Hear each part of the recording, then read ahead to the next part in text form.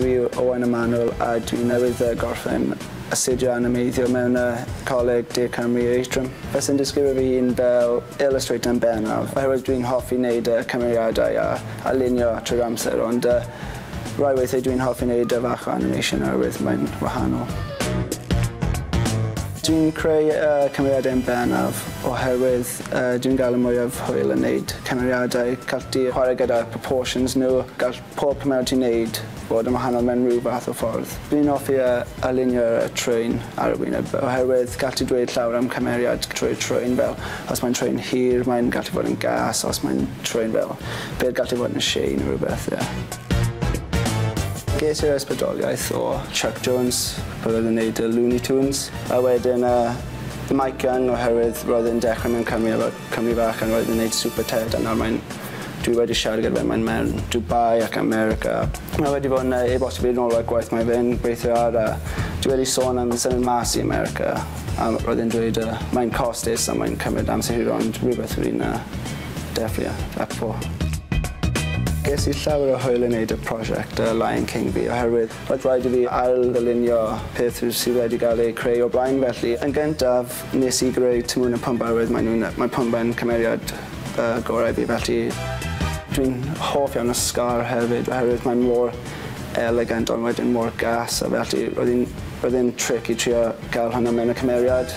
A wedyn Rafiki, ges i llawer o hwyl yn gwneud Rafiki oherwydd nes i wneud fel drug dealer fach yn bywbed yn byw fel mas o New York mewn 3 hours felly, ges i llawer o hwyl yn gwneud Rafiki.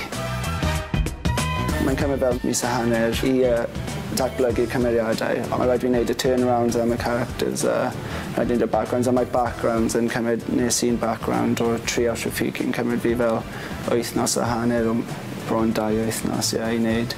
Pob amser ti'n gweld yn dweud, gallai wneud hwnna gwahanol, gallai well ar hwnna. Ond mae'n cymryd amser proses hir iawn i wneud.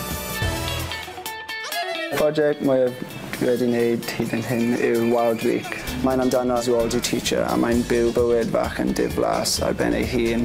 Mae'n gweld advert yn dweud animal bar, os ti'n bwyta hyn bydd ti'n cryf, bydd ti'n cael cyhyder, bydd ti'n siarad i ferched. Mae'n dilyn y wythnos o ôl fe bwyta animal bar, felly mae'n troi mewn i anifeiliaid. Ar y diwrnod cyntaf mae'n troi mewn i rhino, ar y diwrnod mae'n troi mewn i giraffe, y trydydd mae'n troi mewn i elephant. Pedwerydd mae'n troi mewn i llew a mae'n bwyta student. A wedyn dydd olaf mae'n troi mewn i mochyn. Dwi ddim yn siŵr sut na i orffen o, ond un syniad oedd mae'n fach yn dywyll. Mae'n mynd gata, mae'n trio saethu un, ond mae'n efo trotters felly. Gata ddim, end off.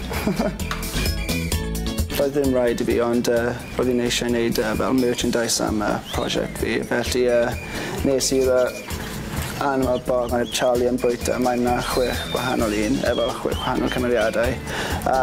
Nes i dewis roi gwybodaeth fi ar y cefn, felly os fi'n gweld rhywun sy'n gwneud animation, neu roi fi'n rhaid, a mae Twitch yna hefyd, felly gall ti bwyta fe. Beth yw'r breuddwyd? Mae gen i cwpl, un yw symud i America, California, byw ar beach yn just wneud animeiddio, ond un breuddwyd yw agor business plan gyda ffrindiau fi sy'n wneud animeiddio fel, a wedyn sy'n mas i America. Jyst i gorffen mewn America, really.